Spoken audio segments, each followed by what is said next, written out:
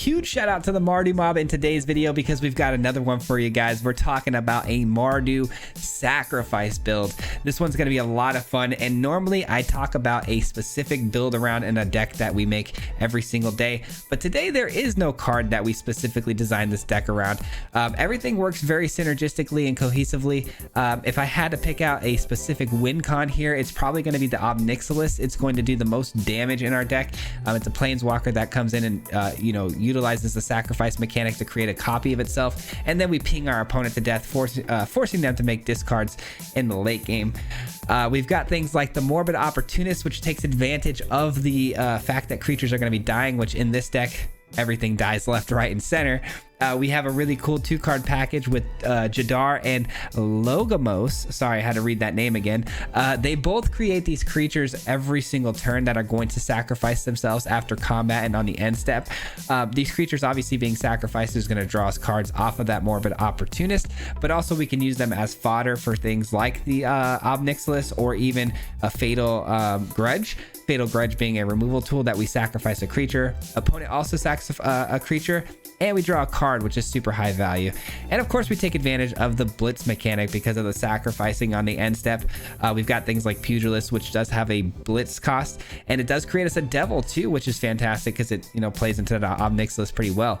But the deck's a ton of fun and actually pretty competitive. I hope you guys enjoyed today's video. We're going to break the full deck list down at the end of today's video, so stick around for that. In the meantime, down below in the links there's a full deck list, and if you guys enjoy content just like this, if you wouldn't mind liking the video, subscribe, all that good stuff helps a ton, and we are so close to getting to that 10,000 subscriber mark. I'd greatly appreciate it so very much. With that being said though, guys, enjoy today's video. We'll see you at the end. Peace.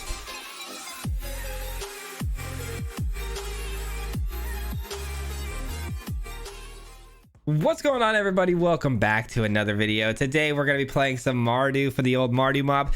We're looking to do some sacrifice stuff here today, so we're going to be really utilizing the fact that our creatures are meant and built to die, essentially, to gain us some extra value late in the game. We've got a fantastic start here with the Morbid Opportunist and the Jadar. A nice little 1-2 punch. Mana looks pretty good too.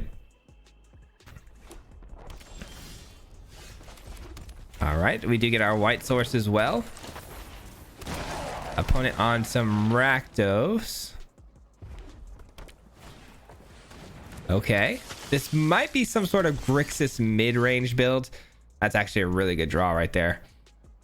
That's a really good draw because we can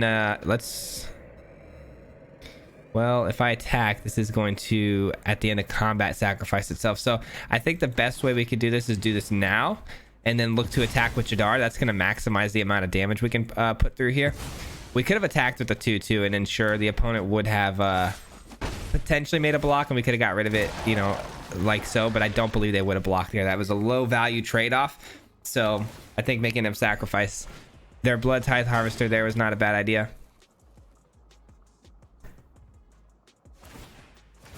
All right, they're looking to sacrifice their blood token, creating this artifact creature. Go for another red source here.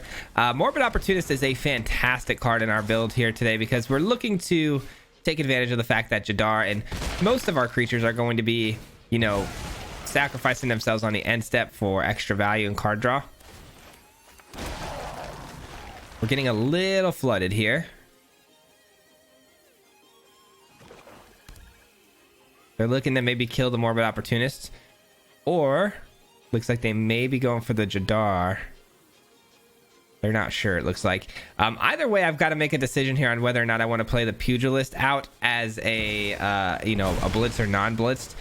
They play an Obnixilis, but I draw a card off that, which is nice. So whenever it attacks, we can create these 1/1 devils, which is great.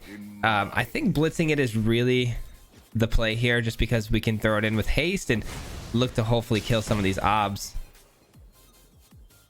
Those did seem like some pretty early obs. There's not a whole lot they can do to protect them, or they got the one they've got the one devil out here, but it's not going to be a lot to work with. How do we spread this damage out though, because I really can't attack him with the Jadar, which is a bummer. Eaten alive. Wow, okay. That was a pretty good play, I can't lie. That was a pretty good play.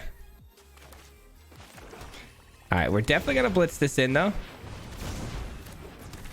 because I'd like to just outright kill these.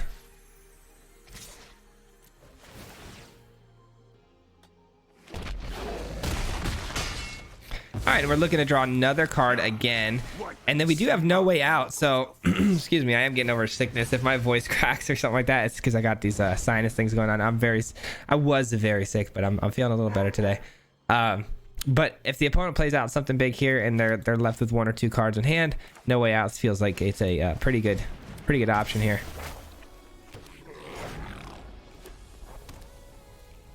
Nice. And that's exactly what happens. All right, here we go. And we're still left with an Ob Nixilis too to top things off. That's nice. That's nice.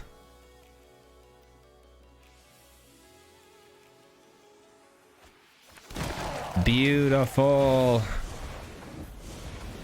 All right, we'll be seeing you later.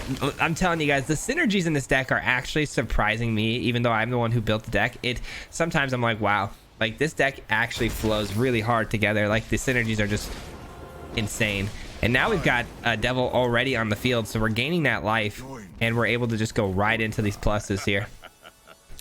And we've got a really great block too against this, this goblin. If they want to create a treasure, so be it. But I think they're gonna have a hard time getting anything through here.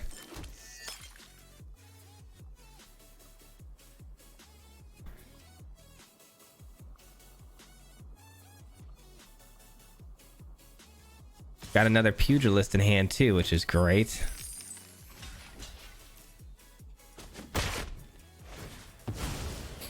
All right, we'll take care of that. The pugilist takes care of, creating another devil for us as well.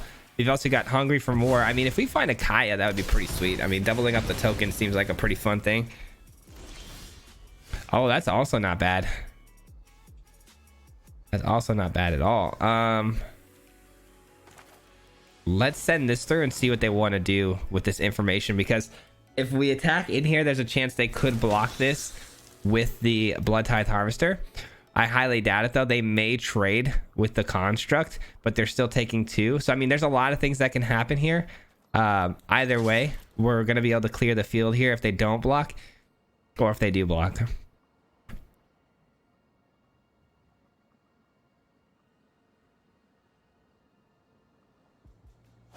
They take it. Wow, I didn't expect that. Okay, well, in that case, we're not going to be clearing the field, but we get him to sacrifice the construct. With this, we draw a card. We also get to play an underdog to help protect the Ob Nixilis. All right, so now they got to sacrifice again the construct. They are going to get the Fable of the Mirror Breaker flipped over to the Kiki Jiki side. Being sick doesn't help, man. It really makes things really tough on my brain, and my brain is working already at a slow pace, and now it's working at double the slowness. All right. We are grinding the opponent out currently to dust, though. This is actually working out extremely well for us. Just outvaluing them at the moment. Shieldred, that's annoying. That's a death touch creature too. That's okay. That's a problem. That's a problem. But I mean, these Ob Nixilis, as long as they survive, they've got they've got a chance to close this game out for us.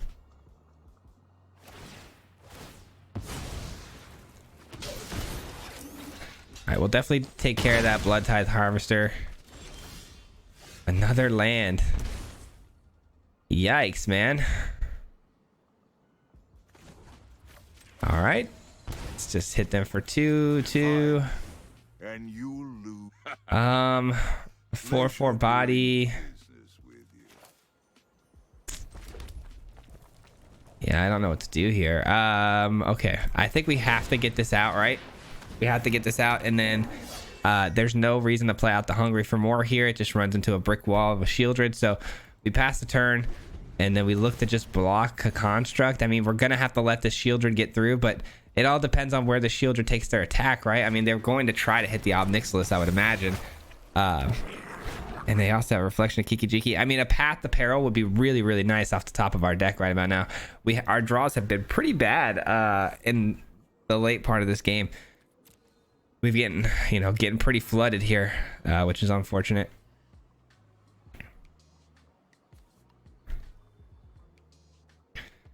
So they're gonna copy the Goblin. There's no reason not to.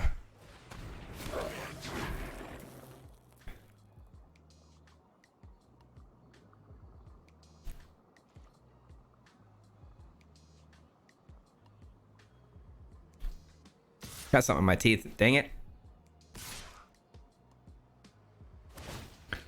All right. We clearly blocked the Goblin, right? And then if we attack with the Pugilist, we do get a Devil, which means our obs are even better.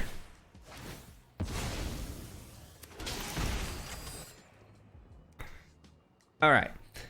Block here. We, allow the 4 damage, unfortunately, to the other ob. But hey, this does open the door for some potential damage, though, so pretty excited about that. Let's go Underdog here. Not only damage, but also, potential life gain as well. I'm going to leave the 4 mana open and not play Hungry for More at the moment, because I would like to see something good off the top here. Potentially, like I said, a Path to Peril would be great. All right. They did shut down the potential life gain for us there. But they don't have anything they can copy. Shieldred's not a thing that they can copy. Okay, I think we win here, actually. 2, 4, and 6. That is GG's, ladies and gentlemen. Let's go. That was a really good top deck right there. We ran out of juice almost at the end there, man. Would have been really nice to have gotten a Morbid Opportunist a little bit longer on the field to draw us more cards, but hey, we're cranking it up here, guys. We're getting close to Mythic. Hopefully we can close in on that by the end of the day. GG. All right, pretty solid start. I don't know if we're gonna get quite to Mythic in today's build, but I am recording a video right after this, so hopefully we'll be a Mythic by tomorrow's video. Opening hand here is pretty good. I've got the Jadar into an Ob Nixilis, and so that's always pretty solid. Seed of the Empire may have to come down as a land. Demir, is this gonna get countered? Oh man, if it's gonna get countered, I think we go with the Underdog just in case. Nope, no counter spell. A kill spell though. Pretty happy we decided the Underdog was the way to go there, just to avoid any sort of potential nonsense from the opponent. But then the Graveyard Trespasser doing its thing, man. Okay. Well, if that's the case, what should we do here? Another Tenacious Underdog seems like it might be the play because we can make a good block here against the Trespasser. You hate to see that, though, man. That's unfortunate. And then they cut down again just to attack in and exile it once more. What a bummer. Talk about the perfect answers, huh? I feel like we're playing it the best we can around the situation, too, but opponent just had 2 fantastic answers there back to back.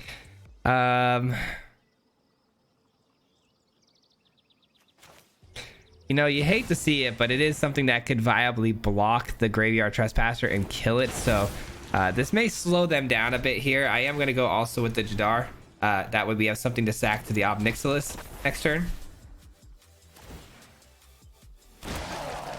Now, something that happened to me a few games ago, I thought maybe the Kaya would double up the extra token that we get off of the Ob Nixilis, but it actually doesn't, which is actually pretty surprising.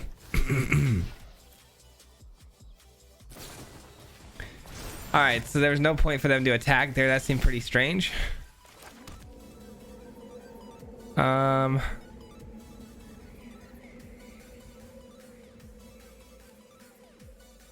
Yeah, I'm gonna go straight into the Ob here. They've got 2 mana to work with. We're getting at least the token.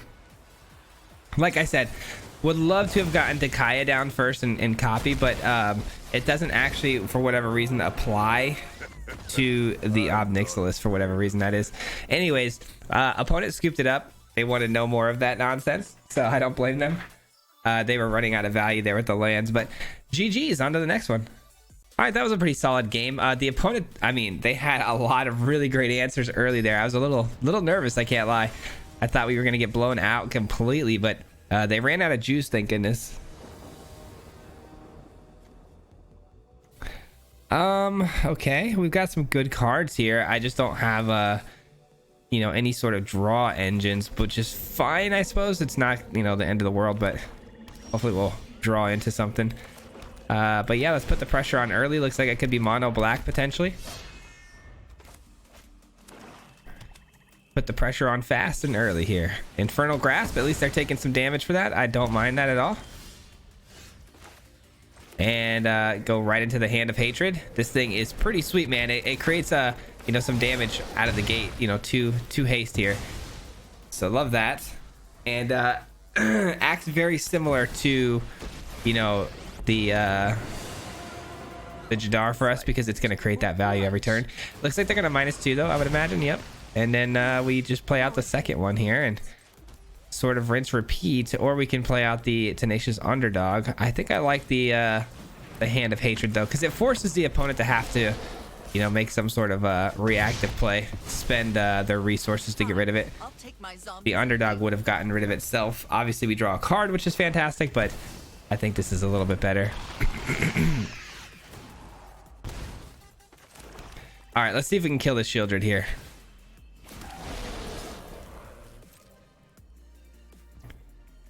They eat the damage. Didn't expect that. Okay. I really didn't expect that. All right, so they're gonna have to discard 2 cards here. We do create a zombie. I thought for sure they would, you know, bite on that block, but they didn't. So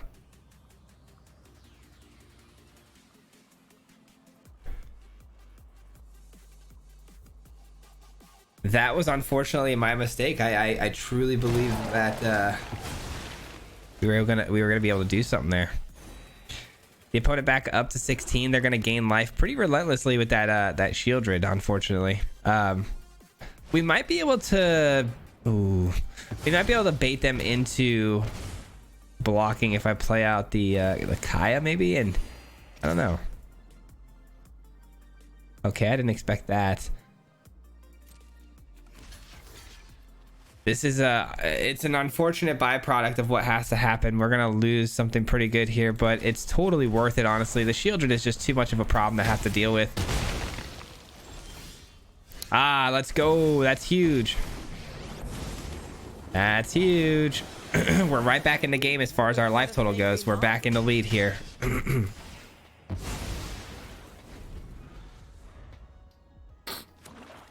My apologies, guys. I'm just doing the best I can. Kaya gets, you know, unfortunately the okay, that's not terrible. I mean, I'm gonna play out the Tenacious Underdog here. Look to draw some cards, keep the pressure on. Okay, we do need more red sources, so that's not bad. We can double up on the Hungry for More again. The opponent though plays another Shieldred. You know, it'd be really nice right about now, honestly, is a my sweeper. Double Invoke Despair. It's just, you're almost guaranteed to lose, and now we're facing double Shieldreds. It's just not fun. Not fun.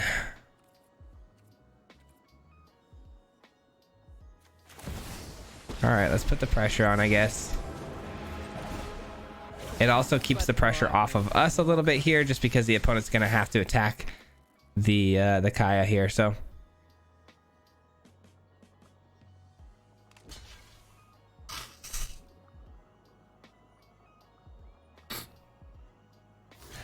all right, they block both of these, which I kind of expected.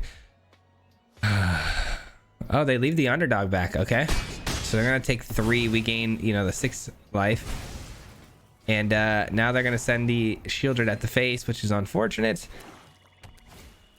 Yeah, we're looking for Path to Peril at this point. A Path to Peril would solve all of our problems. Like, we'd be in a really good spot if we just draw that card. There's been a couple of times where we've been in this spot where we just need the Path to Peril, and we'll be looking good.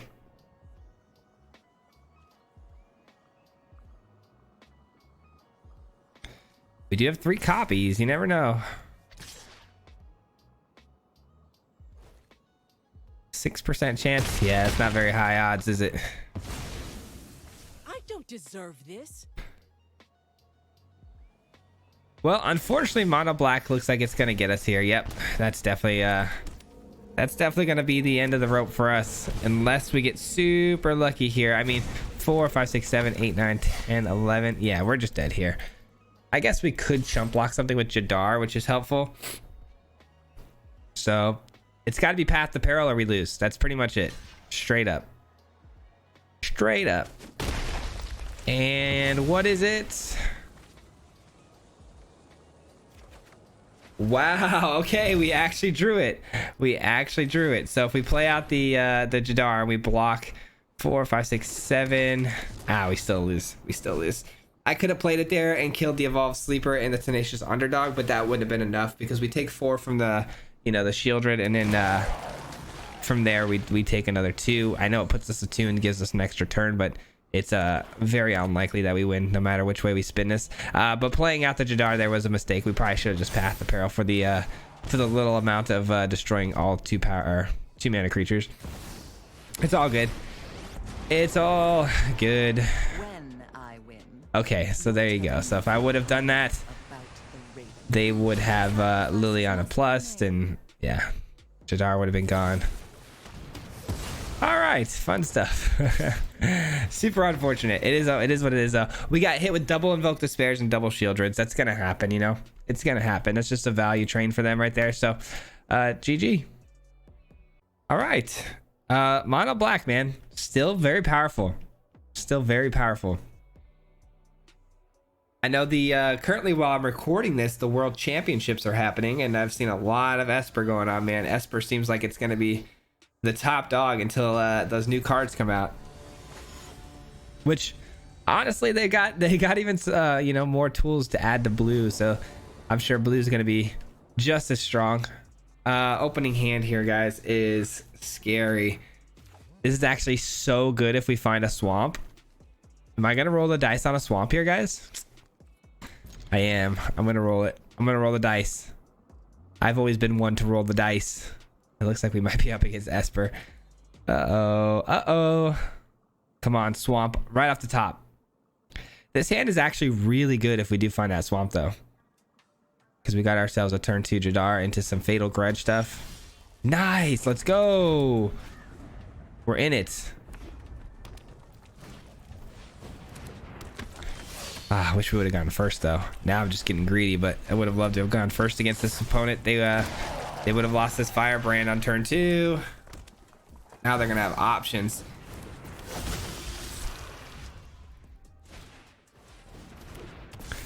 That's unfortunate.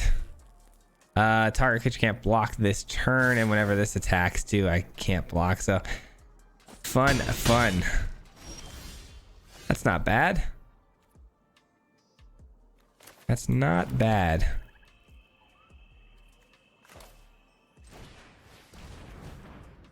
All right, let's force them to have to sacrifice something here. Either one is honestly really good because they are both 3-powered creatures. So hopefully this card draws good. Path to Peril. We love it. Okay, we're chilling. So we can actually make a chump block here with the Jadar and not feel super bad about it because we got the Path to Peril anyways. So looking to run that out. A problem here would be if they had a creature come down with, converted mana cost 3 or more. Yeah, that's the problem. Oh, what a bummer. Okay, well, now we've got another issue that we have to work out here. What to do.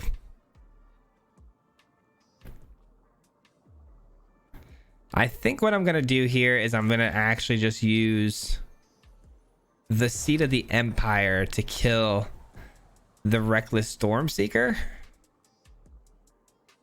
But it will transform to a 3/4. I don't like that. I really don't, but it is what it is.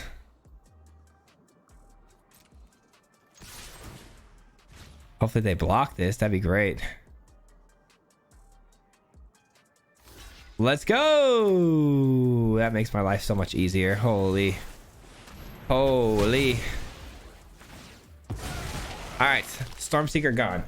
I just didn't want it to transform and then potentially give another creature that was hitting here a big pump, and that's exactly what would have happened there. That's a bummer. That's a bummer. Okay, so Omnixilus. Man, that's a bummer, dude. What is going on here? What is going on here? This is not good.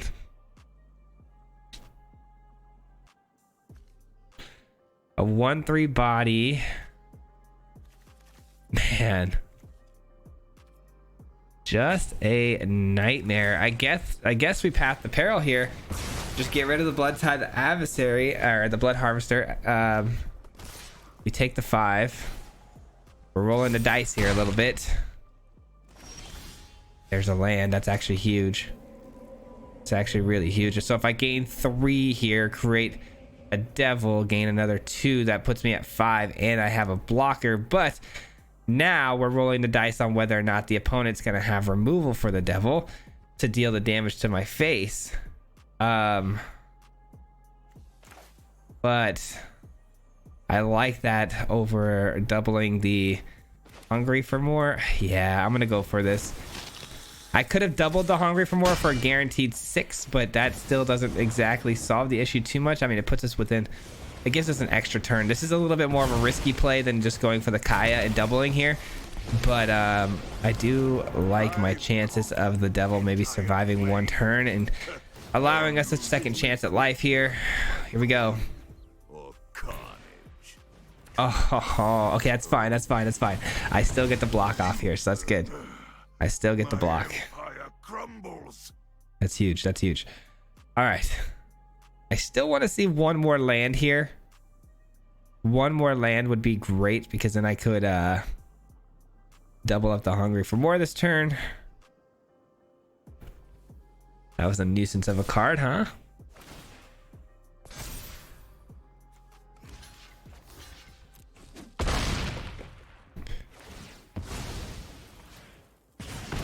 All right, what do we get here? It's actually really solid.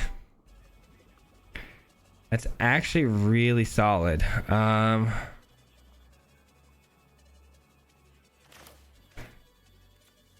It's a Death Toucher. That's why I'm intrigued.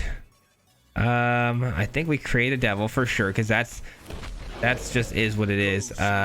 This is gonna go to 2, so it's gonna come down to what they top deck. I like the adversary here. I really do. The damage means nothing to me. It's really what I'm focusing on here is getting blocks, right? And so those decayed zombies don't help us block. So I'm gonna get down Kaya here and set it up for a turn. Give 1/1 counter and some death touch to this for the turn. I can teach you. All right. So we have a great block. Let's go. Huge. I think we win the game, guys. That was huge. They can't attack into us now because of the tainted adversary, and we have a Kaya which can double up our tokens now. So we are chilling. Oh, let's go, dude. Let's go. Not being able to utilize it right away though is unfortunate. Let's go here. Yeah, I think I'm gonna go and play this out. More of another. It's another setup play instead of really focusing on finishing here. But I think we have time. I think we have time to set up some more here. Morbid Opportunist. Now, if we copy the Hungry for More, we draw cards. They hit another land. That'll definitely ensure that we win this game here. So I love it. I love it. That was a close one. That was a close one, guys. My heart was pounding there for a second. I'm like, yikes.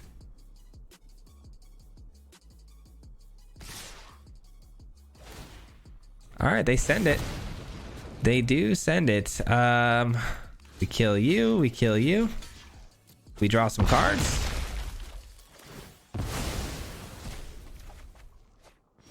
Oh, we don't deal the damage. Oh, they exiled it. Okay. All right. Definitely gonna double down on the tokens this turn. This time, I brought Get this in. Get this in.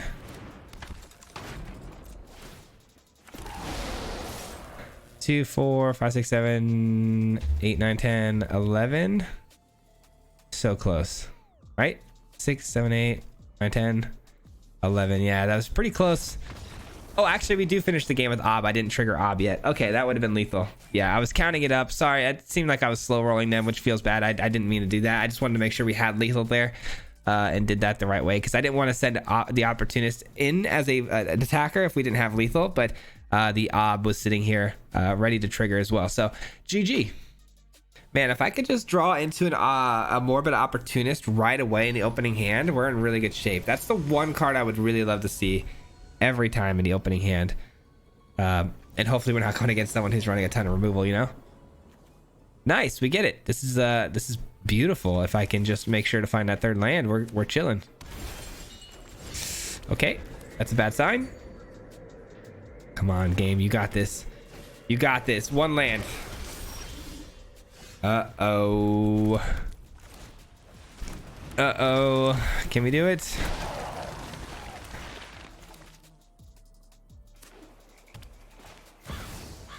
Liliana of the Veil. What are we doing here? Minusing? Enough with the mysteries. That'd be kind of a waste, wouldn't it? Because I just attack you with the Jadar. Yep, they see that as well. I think Tainted Adversary here probably... Oh, actually, a second Jadar, probably the worst thing. Let's go! That's huge. Oh my god, that's so huge. Okay. We attack Liliana. Now we're in it, ladies and gentlemen. We have the perfect curve out here. Jadar into Morbid Opportunist. And now we're drawing cards every time something dies. We have a fantastic sacrifice creature. So the opponent, if they're running more sacrifice abilities, we answer those pretty well. But they actually just blow up the Opportunist, which is a bit of a bummer. It is a bit of a bummer. They get to find a card. But the card that they find here is going to get discarded next turn. I think that's the move for us here. I think that's going to be the move. We have a couple options here, though.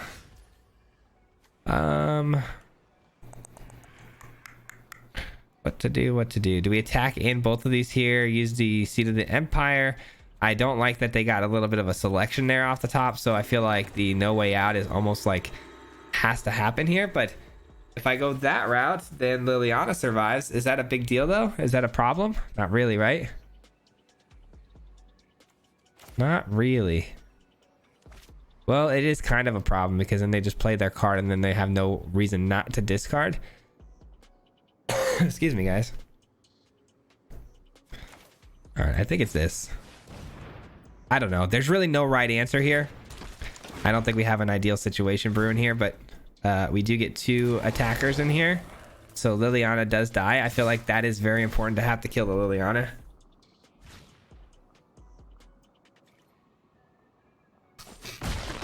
Now it comes down to what card did they top deck with this Corpse Appraiser. That's the big thing, right? They got a lot of really good card selection going there. So what was the card of choice? Is it an Invoke Despair? That would be a bit of a nightmare, but at the same time, I'm not too scared of an Invoke Despair. Fable, okay. Okay.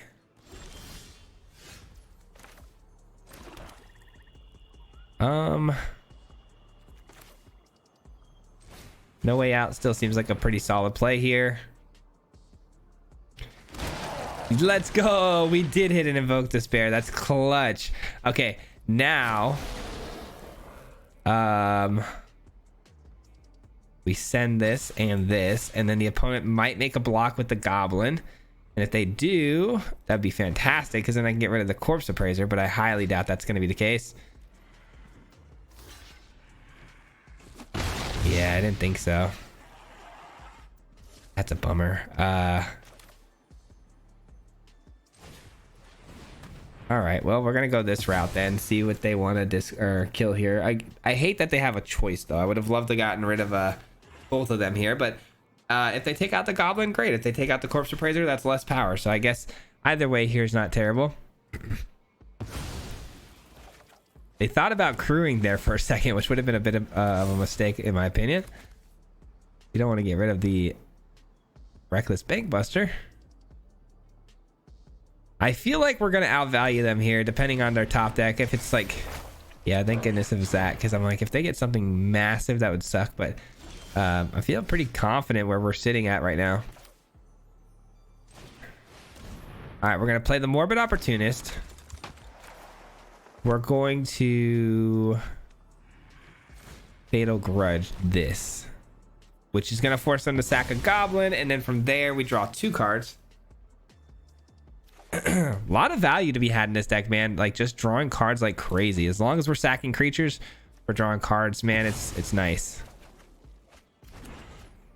We do get a land, which is helpful. Send this on through. I do love too that the you know, not the Jadar, but you know, in the other sense, all of our other creatures, you know, having like much higher toughness than power, just to kind of sit on the field and collect that value and be more difficult to remove off the battlefield than most other things. All right, Blood Tithe Harvester is fine. They can now draw a card with the Bankbuster as well.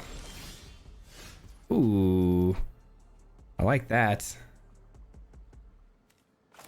Is that our play though? I mean, we have so many options here. Like, let's be honest. I think that's our play though. Let's go here. And honestly, yeah, as I say, they're probably going to scoop here, but I'm just going to pressure them with the plus here. I'm not even going to look to minus and create a devil.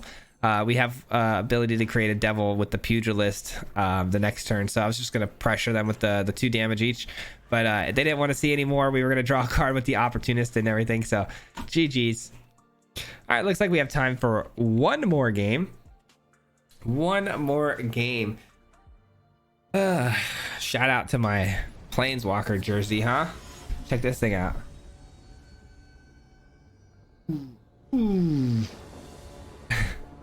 This thing is so cool. There's a new Planeswalker, speaking of which, coming out in the Brothers War, man. Holy cow, that thing looks sweet. The Teferi, that looks incredible. I'm like super stoked to try that one out. All right, we do have Jadar, which is why we kept this. Anytime we get a Jadar, 2-drop is pretty solid. It utilizes the sack mechanic really well. So now all we got to do is draw something that benefits off of that, whether it's Morbid Opportunist, which would be the most ideal. But if not, you know, Fatal Grudge would be pretty good. Excuse me.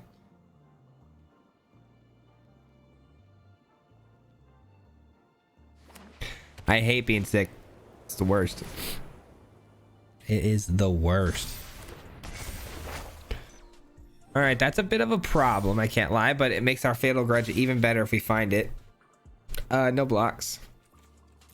We eat that. We eat that damage. Okay, that's a problem.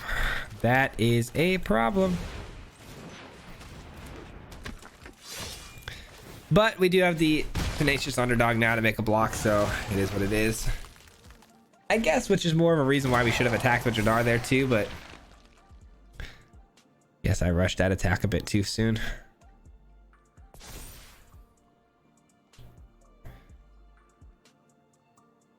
All this takes is one more enchantment here though, and they've got themselves a bigger visitor than I can handle. Oh, that's nice. Doesn't actually. Okay. All right. Interesting. What do we do here, guys? I don't like this. This is not a card I want to see there. I mean, do we just keep the pressure on? Just send out the Hand of Hatred here? I mean, what do we do? What do we do, ladies and gentlemen? I don't know. We don't have a great situation brewing here, unfortunately.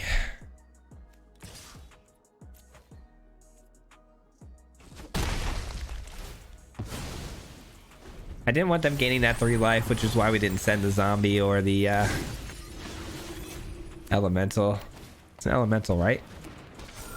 Yeah. Borrowed Time. That's a card. That's a card. Yeah, it looks like we're gonna probably lose this one, unfortunately. Just didn't find what we needed. I mean, if we do find a Path to Peril off the hop, that'd be kind of cool, but I think it's even too late for that.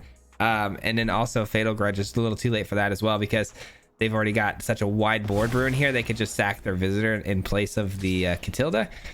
So unfortunately, not having any selection on how we kill their creatures is going to be a bit of a problem. And we draw land anyway, so that is gonna do it, unfortunately. GG's though. That was a fun little list that we had brewing here, man. Good old MARDU Sacrifice, man. That was a lot of fun. I hope you guys enjoyed that too. Let's go ahead and break it down.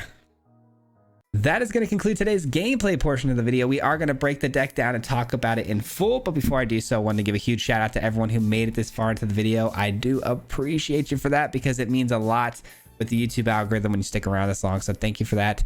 I do appreciate it. With that being said though, let's take a look at today's deck, man. So again, just not really a build around card here at all. There's not a card that I was like, oh, I gotta play that and then just build around it. I really just wanted to make a deck that really played well with Sacrifice. I guess the card that really came to mind was Morbid Opportunist. I wouldn't say it's the build around, but it is the card that first came to mind. I was like, I really want to play that card and get advantage out of it, which we've done many times in the past, which is why I wanted to do it again. I knew how good it can be. It's a card that allows us to just draw cards when things die, which is fantastic, especially in this sort of a build where everything is always dying.